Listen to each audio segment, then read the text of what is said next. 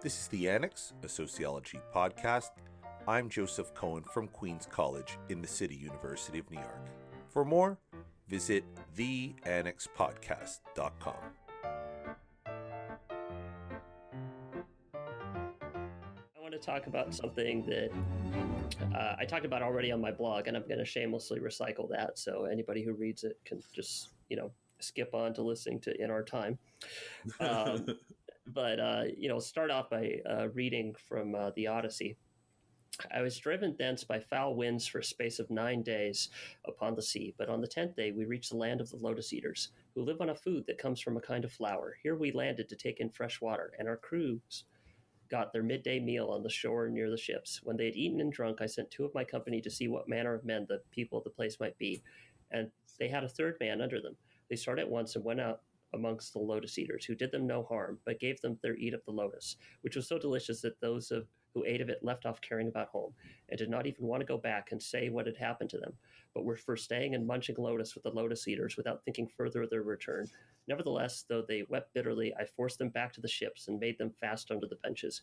Then I told the rest to go on board at once, lest any of them should taste of the lotus and leave off wanting to get home. So they took their place and smote the gray sea with their oars.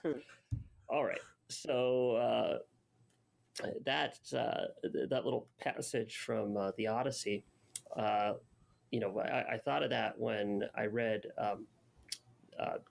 Dreamland about a year ago. And it's an absolutely fantastic book. And I highly recommend it to any sociologist, whether or not you do criminal justice or drugs or anything like that. I don't do any of that stuff, and I thought it was absolutely You mean when you say do drugs, do you mean like research it? Well,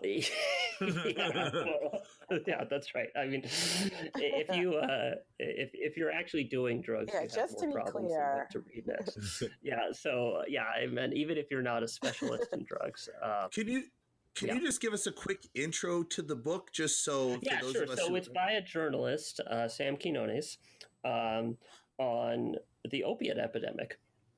And it kind of tells 2 stories. So one of the stories is the medical story of the pain revolution, where in the early 1990s, well, starting in the 80s, but really picking up in the 1990s, medicine abandoned its traditional taboos on prescribing opiates. Traditionally, doctors had always been afraid to prescribe opiates because they knew they were addictive, or at least they had been since the earlier opiate epidemic of patent medicine around in the Victorian era, or maybe a little later, around the turn of the century. When you had patent medicine that was really just laudanum, and that sort of thing, and you ended up having all these people getting addicted to patent medicine. So between that and the early 90s, you had doctors being very reluctant to prescribe opiates. And basically, if you were in pain, well, then you were just in pain. And pretty much, if it was, say, 1970, pretty much the only way you were getting opiates from a physician is if you were in surgery or recovering from surgery. But basically, nobody got opiates outpatient, and they were very tightly controlled inpatient. And then you had the pain revolution, where they became convinced that pain was a serious problem and it could be treated by medicine. Mm-hmm. And you also saw the development of a new class of opiates that were theoretically less addictive, because the way addiction works in the brain is addiction is fundamentally a learning disorder, where the brain learns when it has an unexpectedly pleasurable, or for that matter, unexpectedly harsh stimulus. It really, the psychologists call this the error prediction model of learning. That if you don't expect something to be so wonderful, then your brain really learns to do it again. So the worst thing that can ever happen to you is that you win the first time you gamble. If you lose the first time you gamble, you're not going to like gambling, and if you win the first time you gamble, you're going to like it, which is not a good habit to develop. Anyway, and so if you have a opiate that releases into the bloodstream slowly, that should make it less addictive. Not in the sense that your body will still stop producing endorphins naturally, but it's not going to have the learning process. So it might still be physiologically addictive, but it's not going to be mentally addictive in the same way. This also, by the way, is why cocaine is so addictive, because cocaine directly stimulates dopamine. and your body absorbs it very rapidly. Anyway, but if you had drugs like OxyContin, where you take the pill and it has basically a time release coating, so it very slowly releases into your blood. In theory, that should be less addictive than just taking the equivalent dose of just straight morphine or oxycodone. But it turned out that that was not true, and people got addicted to oxy anyway. So that's one of the two stories. The story of kind of the pharmaceutical / medical revolution in opiates. And then the other story is about black tar heroin, especially coming out of the the village of Jalisco, which is spelled with an X, unlike the state, in the state of Nayarit. This is such a tiny, inconsequential place that I've driven through Nayarit and I totally forgot it. What country is that? Where is that? It's in Mexico. I believe it's between Sinaloa and Jalisco. All right. But it's on the Pacific coast of Mexico, like 2 or 3 states down from the U.S. border. Okay. Or maybe 3 or 4 states down from the U.S. border. So it's this tiny little village, and people there near the village grow poppies, and then in the village they cook them down to black tar.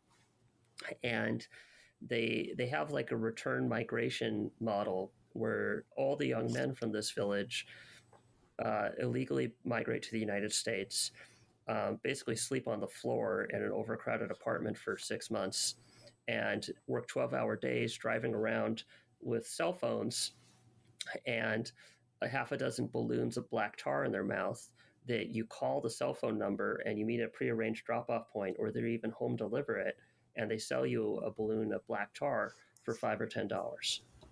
So it's it's very high quality heroin. And I mean, it's not China white good, but it's less diluted than heroin was traditionally, and it's very cheap, especially with the quality adjusted price. And more important than that, the customer service is excellent. You don't have to go to some corner boy, who's going to be kind of mean to you and go to the sketchy part. They will actually deliver it even to your house.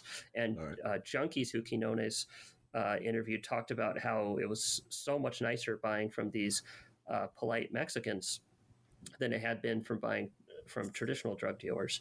And, there's some advantages, even from a public perspective. These guys, as a rule, are not violent. They don't get into turf wars, in part because they don't have corners to protect. But it has the general pattern that you have if you take these two storylines together is people get hooked on pills, and then they eventually can't afford the pills, and they switch to black tar.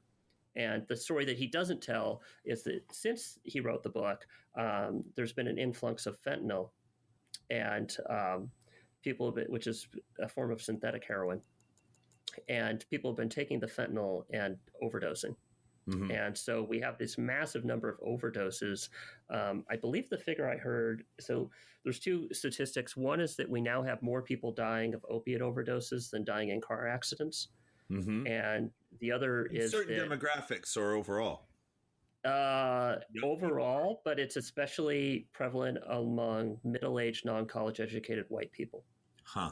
Well, that's related to that Angus Deaton finding.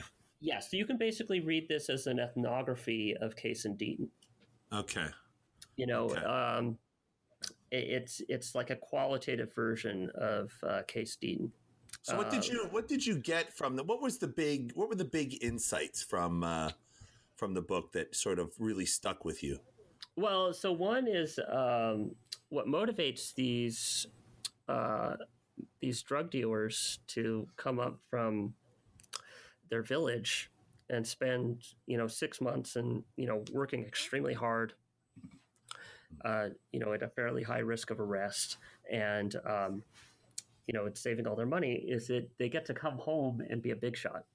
Mm-hmm. And so what these guys will traditionally do, or at least they did at the time, it's probably slightly different now, is they would accumulate 501 Levi's, because these guys started in the 90s when 501s were fashionable. Maybe today they'd collect skinny jeans or something. But they would collect 501s, mostly that junkies shoplifted from Miller's Outpost or Sears or something. Right. And then and they would have suitcases full of 501s and thousands of dollars, and they would come home at the end of their tour of duty, living in some tiny apartment, very often at the village corn festival, the Ferro de Elote, which just means corn festival. And they would distribute jeans to everybody. Everybody they knew would get a pair of blue jeans. And then they would also hire a band to perform at the festival and basically throw a big party. And then they would, hang out at a strip club for a couple of weeks doing cocaine until all their money was gone, and then they'd have to go back up. And I was thinking, and he points out that in doing this, you would make yourself the object of other men's envy, and that and that you would almost be ashamed to not be able to throw a party and not be able to give everyone else blue jeans, because that became the standard. And I was thinking, oh my God, this is a potlatch. Right? Exactly. You have this periodic feasting and distribution of gifts. And so it's at the other end of the income scale and, social privilege and all that than Ashley's talking about, but it's the same damn thing. And for that matter, the same as Mouse is talking about. So these bottle service with, Wall Street douchebags and, these parties in the corn festival. Yeah. And handing out blue jeans at the corn festival for these, these Mexican peasants turned drug dealers. It's exactly the same issue. You know what it makes me think about is just how easy it is to rile up young men in that way.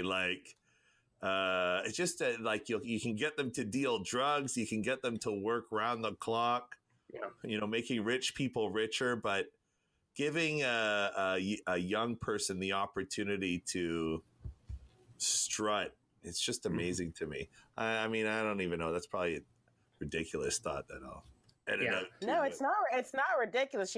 The one thing that's ridiculous about it, Joe, is you make yourself sound like you're some kind of grandpa. Come on, guy. You're not that old, Joe. I was never that young. I was born for senior citizenship. But in any case, it's interesting for me that whole epidemic just it blows my mind. I know doctors who were practicing at that time. So I think I saw a Frontline documentary on it that was also wonderful, and PBS Frontline. It's a show I love. And they were almost shamed at the time into giving their patients opioids. To not give your patients opioids was a marker of being inhumane and not caring about people's suffering. That's right.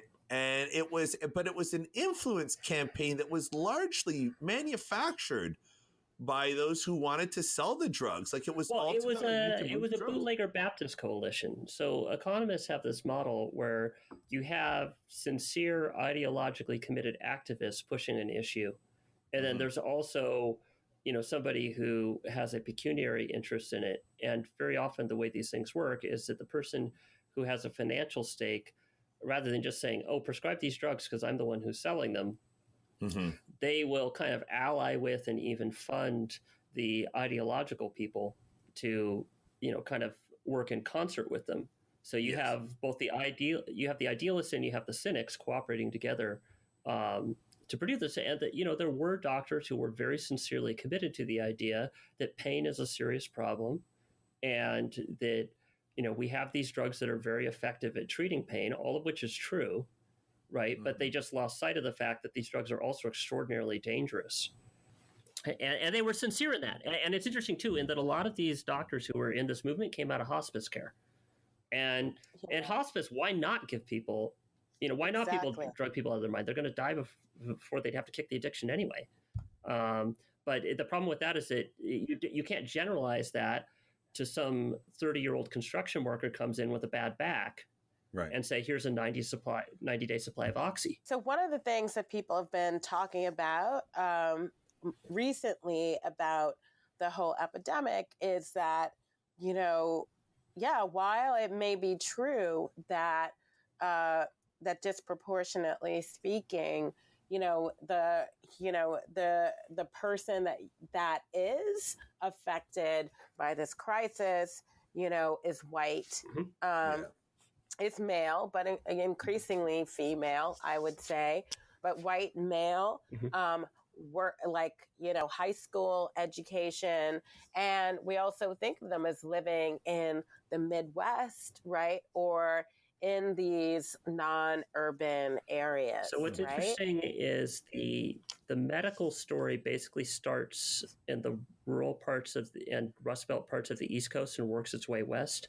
And the black tar story starts on the West Coast. In fact, it starts in my old neighborhood. I grew up in Canoga Park, California, and that's where the Jalisco Boys made their beachhead. Although I don't remember, people doing heroin.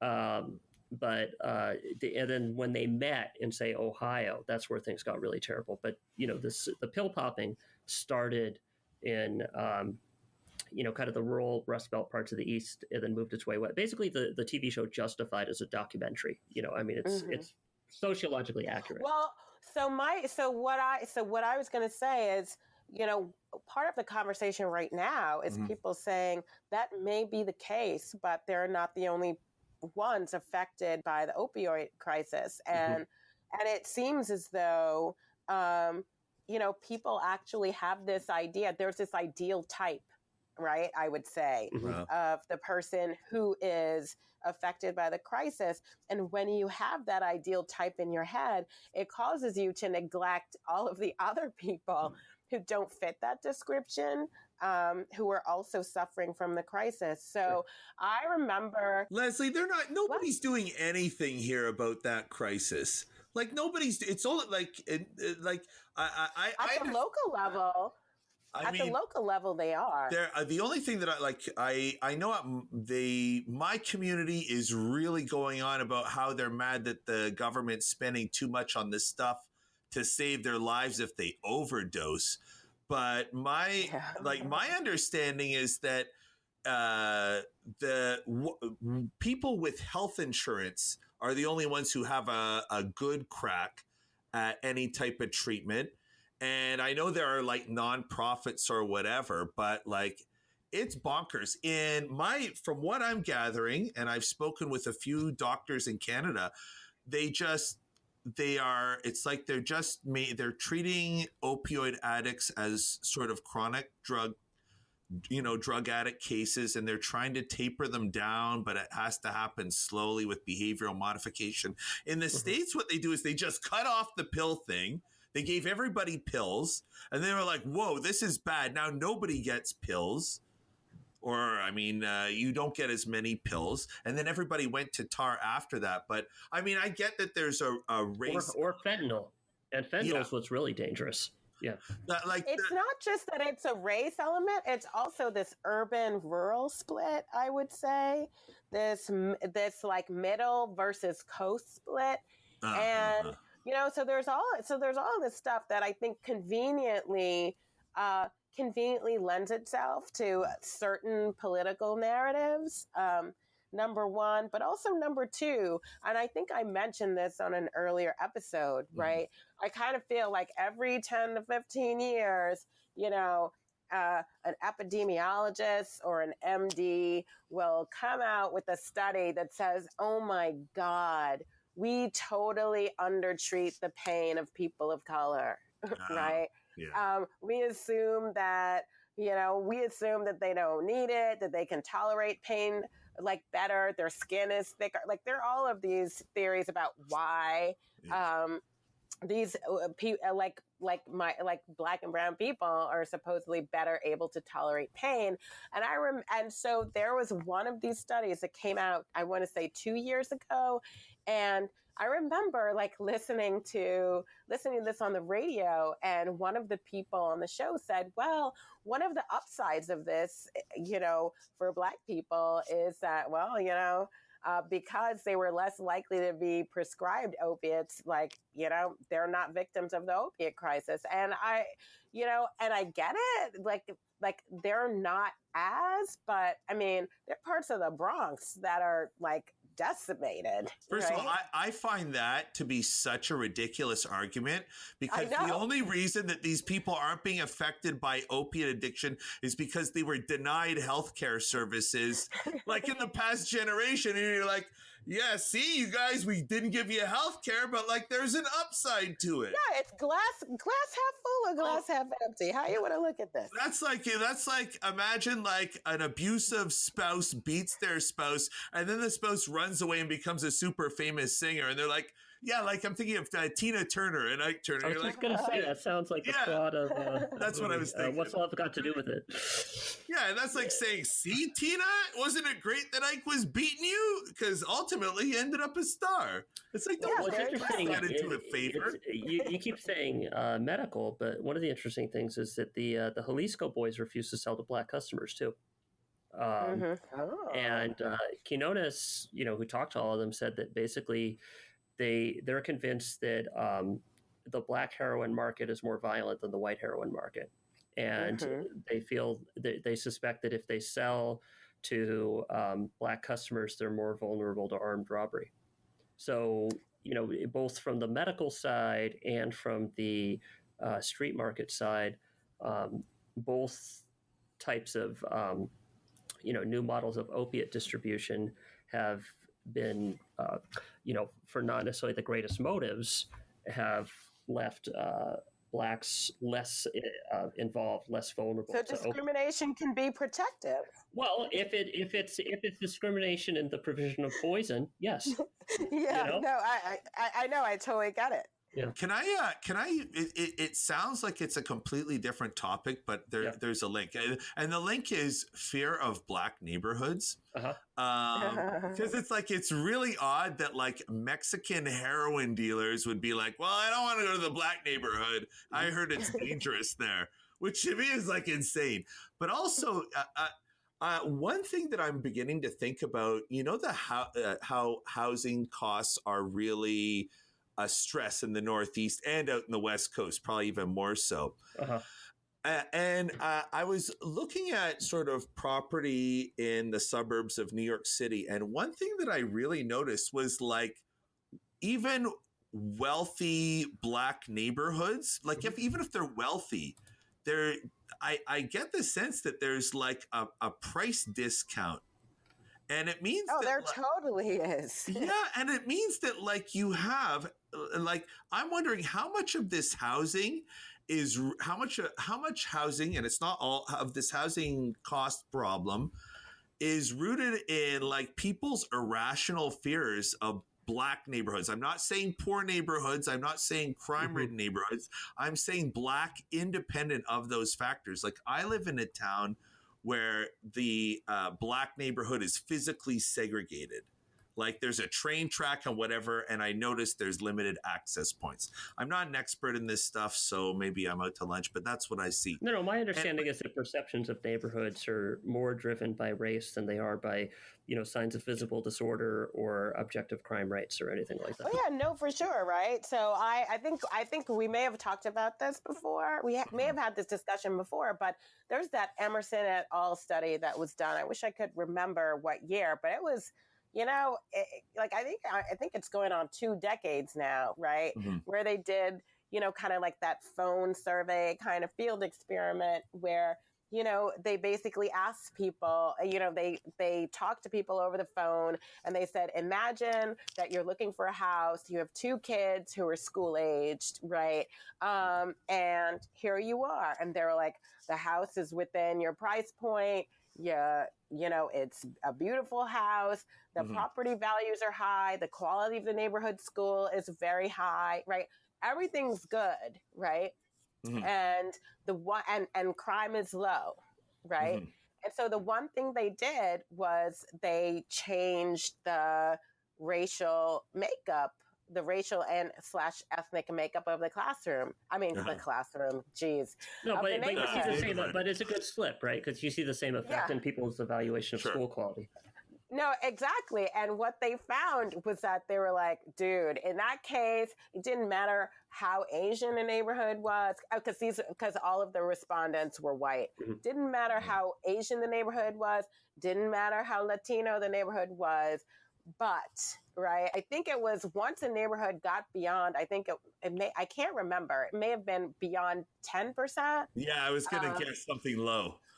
then people were like, whoa. And I think that basically what this finding tells you is that regardless of whether or not, I mean, they were basically trying to figure out, look, people have these ideas, right? And so is it because like, race acts as a proxy for all of these other things? Well, we're going to tell people, you know what? It's not a proxy. Like, we're going to give you all the information so you don't have to use race as a proxy. And even with that, it's kind of like if it's a Black neighborhood, we don't care what's on paper.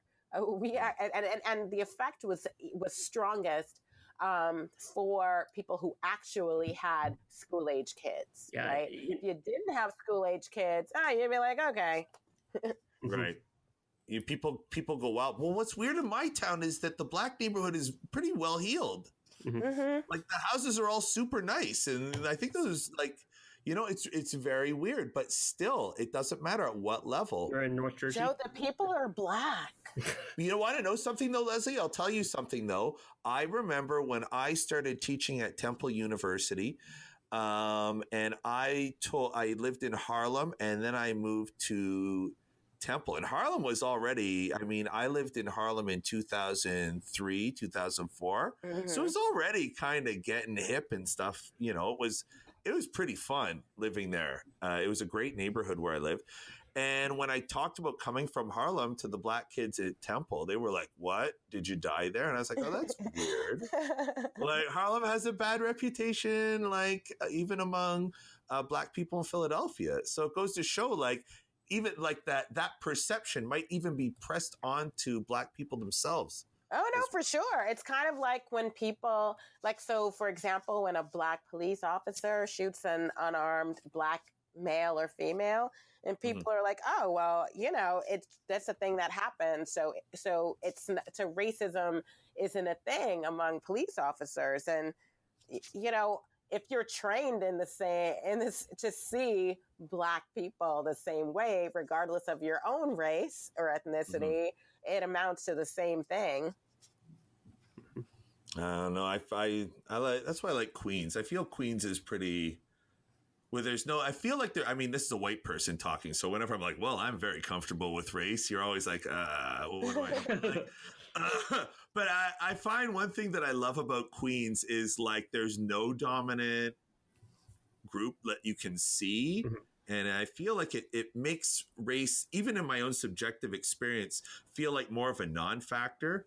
When it's a bunch of different stuff, then it's just, it doesn't seem like a huge factor. Whereas I felt race was a much bigger thing in Philly, where there was a higher proportion of Blacks, but there wasn't the diversity where everybody soaks in. So it's too bad Danelle's not here, because I remember back when we were in grad school, he told me that the kind of multiracial nature as compared to biracial nature of current American race changes the nature of segregation, and that white people in particular feel differently about neighborhoods if they're they basically they think differently. They don't necessarily think about what percentage is the neighborhood white. They think more in terms of what percentage is it Black, but that means that you can have more of a stable equilibrium at integration with the multiracial conception than you could back when it was just the two races.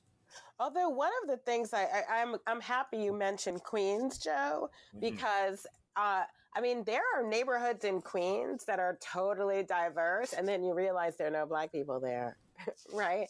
So, it's crazy. And you're just like, how is it possible that there is a space for seemingly every type of person in this neighborhood, except there are no people like this, right? And I think, and you can see that in quote unquote diverse neighborhoods all around the country, right? And I think it goes to, I don't know, like, I think this country, like kind of anti-Blackness, whether it's conscious or subconscious, what have you, I think it still runs deep in this country. Oh, it's plain as day to my mind. I'm glad you mentioned Queens, because it reminds me to watch Coming to America again. And And on that note, I just want to say, what's his name? The dad. Yeah, he was he in Jamaica? Oh, McDonald's. Yeah, McDonald's. Yeah, and he was like, it's funny. Like now I know the neighborhood. They don't look like that. Yeah, but Queens is cool. Oh, there was something that I wanted to argue with you about. Mm-hmm. It was about the doctors, and it's like, it was about how even though they never lost sight of the fact that opiates were addictive, mm-hmm. what happened was addictivity got reframed.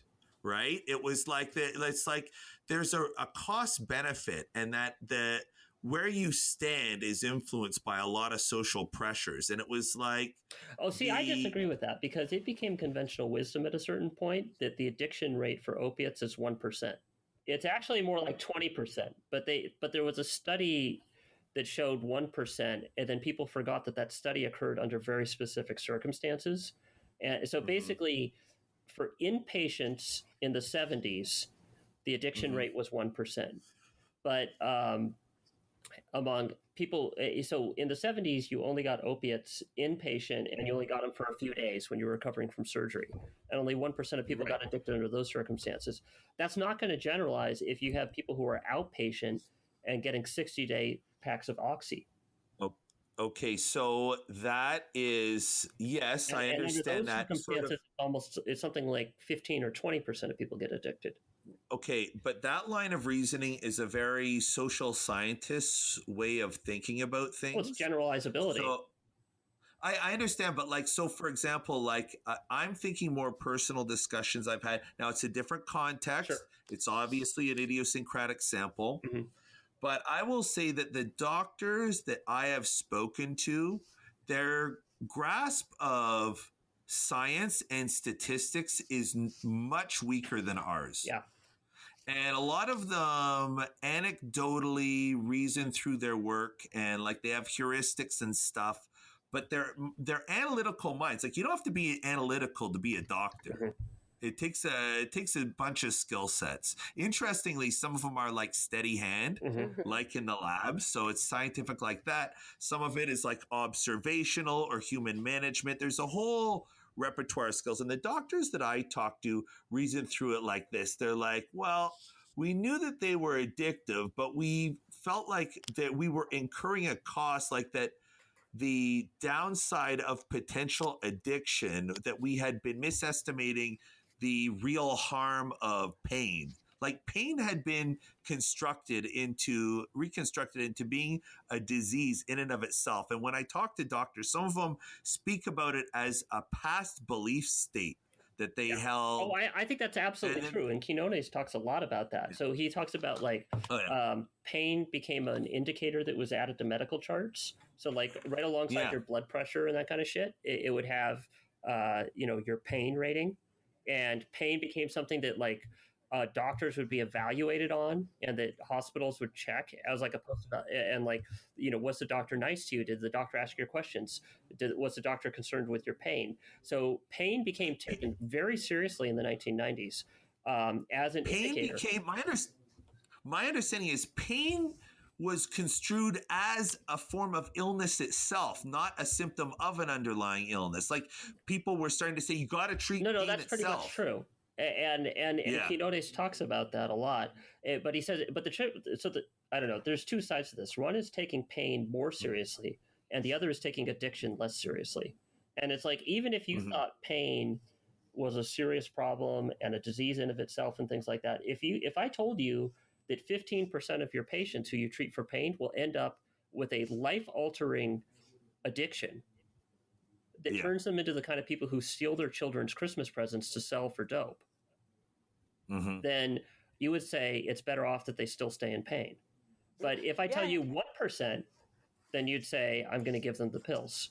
Yeah, and Joe, I think I think that part of what's going on here with that 1% number is that the people who were trying to push the pills and convince doctors that, you know what, this is a no-brainer, that they're quoting the 1% number, right? And then there are doctors who are like, I thought I knew better than this, right? Well, they're like, this is scientific. Yeah. I guess it's 1%. Yeah, just from observation. I thought I'm pretty sure it's higher than this, but if you're telling me it's 1% and I'm getting, from on high that this is what I need to be doing. And then at the same time, you have new cohorts of medical students being trained in medical school, like around that 1% number, right? What do you think they're going to do when they leave medical school? And the interesting thing is that 1% became just like an accepted fact, and people knew the citation, but nobody bothered to look it up and read it. The actual citation is a 1-paragraph letter to the editor, I think of JAMA or which journal was it? New England Journal of Medicine. Yeah, so it was a 1-paragraph letter to the editor in New England Journal of Medicine saying, we checked the inpatient records and only 1% of people who were treated inpatient with opiates later became addicted among people who didn't have a prior addiction. That was it. Yep. And if you read the actual article, you'll say, oh, well, this shouldn't and you think like a social scientist where you think about problems like generalizability. You'd say, well, of course, this isn't going to generalize to, I give people a 60-day supply of OxyContin and send him on his way. But, people just took the number for granted, and that statistic appeared in medical textbooks. It appeared in pharmaceutical detailing literature, where, if you're a pharmaceutical detailer and you're trying to convince doctors to prescribe Oxy, you just have in your PowerPoint deck 1%, and you don't say 1% of people treated inpatient in the 1970s. You just say 1%. And that became like the mantra was 1%. And 1% is acceptable if pain is a serious problem. But 15% or 20%, which is the real number, is not. A lot of those docs writing those scripts, they were trained before evidence-based medicine was even a thing. Like evidence-based medicine, I think, is like an 80s or 90s thing, if I'm not mistaken.